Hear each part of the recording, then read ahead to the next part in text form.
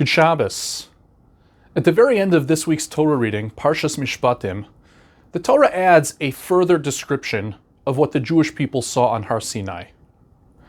Umarei kavod Hashem ke'esh ocheles birosh hahar.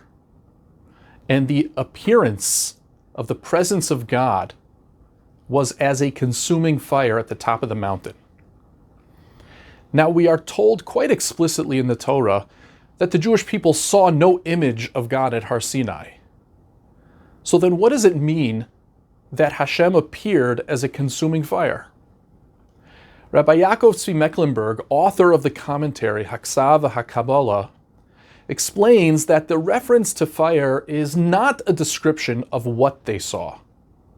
After all, if the Torah wanted to tell us that they saw fire, it would be unnecessary to tell us that the fire was an eish ocheles, a consuming fire.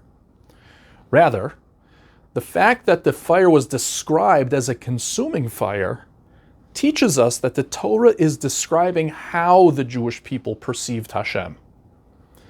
One could ask, how is it possible for an entire people to all experience such an intense divine revelation, when at other times Hashem appears only to individual prophets, ones who are on a very high level of spiritual refinement? Are we to assume that every single Jewish person who stood at Har Sinai was at the greatest level of prophecy, on par with Avram Avinu or Yeshaya Hanavi? Perhaps. Alternatively, Rabbi Mecklenburg suggests that the metaphor of the consuming fire explains how the entire Jewish people experienced the divine presence. He argues that different people are on different levels of spiritual refinement, some higher, some lower. And each person perceives the revelation of Hashem according to their spiritual level. Someone on a higher spiritual level perceives more than someone on a lower spiritual level. It all depends on how prepared or spiritually refined a person was.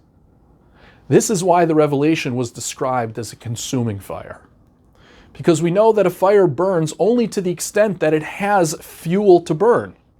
If a material is more flammable or better suited for burning, that will produce a larger fire, a bigger flame. If a material is less flammable or not as suitable for burning, then it will produce a smaller fire or a smaller flame. It all depends on the fuel. And this is why the Torah describes Hashem's appearance as a consuming fire, because the quality of the revelation depended upon the fuel, on the recipient of that experience. The more spiritually refined or prepared a person was, the more fuel they provided for the fire of Hashem's presence to consume within them. I would like to suggest, based on this, that the burning bush experienced by Moshe was meant to symbolize the unrealized potential of the Jewish people. When Hashem appeared to Moshe as a burning bush, it says, Vayar v'hinei hasneh bo'er ba'esh v'hasneh einenu ukal. And there was a bush all aflame, yet the bush was not consumed. While the Jewish people were enslaved in Egypt, they had no capacity for spiritual advancement, no opportunity to develop their religious characters. They could provide little to no fuel for the consuming fire of Hashem to burn within them. And that's why the bush was not consumed by the fire. The fact that Hashem appeared as a consuming fire represents the great opportunities that lay ahead for the Jewish people once they would be redeemed and given the Torah. There's an important lesson here for us for finding inspiration in our own lives. Each of us has a natural yearning to be inspired to one degree or another. And there are many sources, many places we can find inspiration. But we can only be inspired if we provide the fuel to burn. We have to open our minds, our hearts, our very souls, so that the flame of Hashem can take hold within us and inspire us.